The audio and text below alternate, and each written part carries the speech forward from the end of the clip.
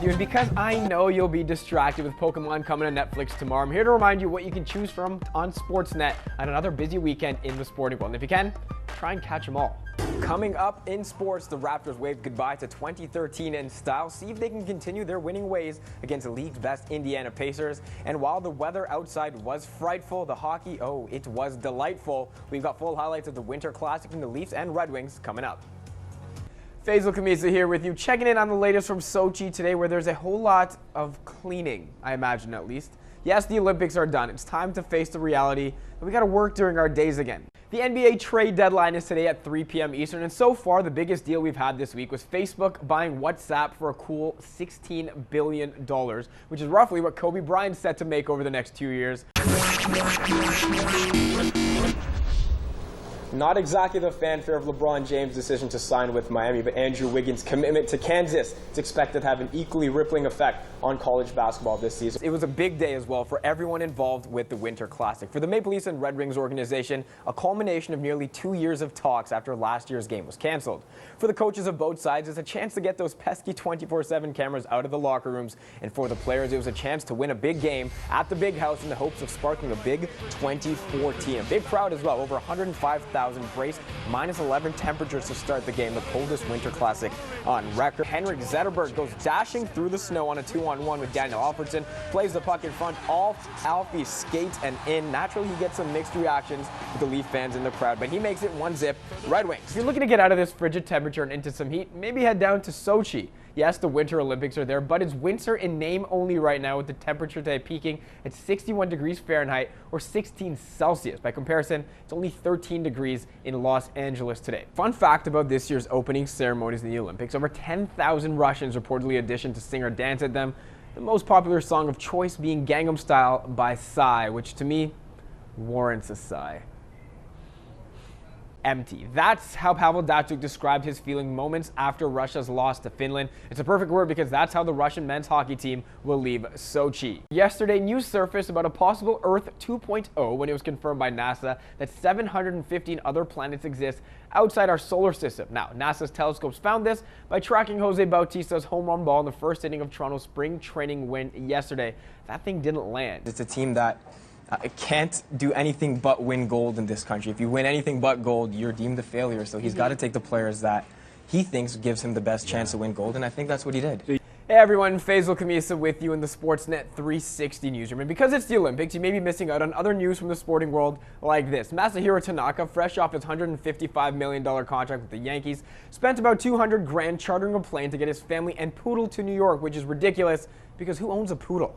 I'm going to make you all feel a little bit older right now. Facebook turns 10 today. Make sure you're right on its wall. Meaning it's not only been a decade since you've been able to obnoxiously poke someone virtually, but for the last 10 years, Leaf fans and really all sports fans have had another outlet in which to complain. And believe me, they have. Third quarter, Ross doing what Ross does, throwing down the alley-oop.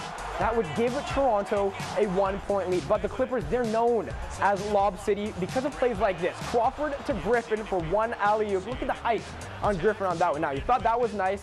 Check this out. Griffin, Crawford, Griffin, slam dunk. That is a vintage fast break for the Clippers. But this was Terrence Ross's night. Look at how deep he drills this three-pointer from. That's from Mississauga. This game tied up at 93. It's hard to fathom that much pressure on a kid born in 1995, but there wasn't this much fanfare when I decided to go to university. What makes Andrew Wiggins so special as a basketball talent? It's a great question. In October of 2000, Christina Aguilera's jam Come On Over was topping the Billboard charts. I know you remember it. Fittingly, it's how the Bruins feel when they play the Oilers. Edmonton hasn't beaten Boston since that song was #1. They'll try tonight on Sportsnet, Oilers at 7:30 Mountain Time. You already know the Seahawks are Super Bowl champs, so let's take a look at some of the numbers. Not stats, but tweets. First, total Super Bowl related tweets yesterday, 24.9 million. The best of which, in my opinion, came from pizza company DiGiorno, where they said, yo, this game is like DiGiorno pizza because it was done in 20 minutes. Honestly, pretty brilliant.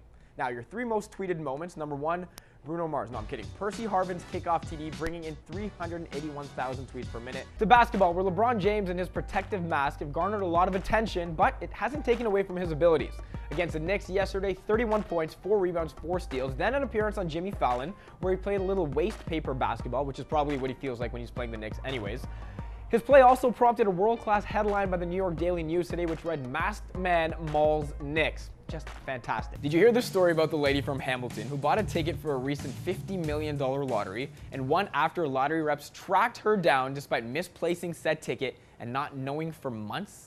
It's kind of like the Warriors-Raptors last night. Now give me a sec. G-State showed up with their proverbial ticket, misplaced their game for almost 3 quarters, and were down 27 at one point in the third. But then the ever-so-kind Raptors gave it back, resulting in the single biggest blown lead in franchise history. Look, I like pizza a lot. I'd actually go out on a limb and say it's my favorite food, but when I'm driving, priority tends to be in the road. And when you're making as much dough as Nate Burleson, it should be too. Apparently not.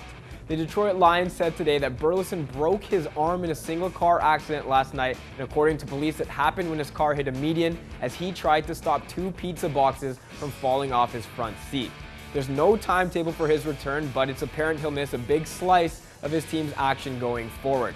Okay, sorry, that was a bit cheesy. Before we get into what's happening today, let's recognize a couple celebrities turning 50. First, Brad Pitt. Yes, Brad Pitt's 50. Let's reflect and hate on that one for a second.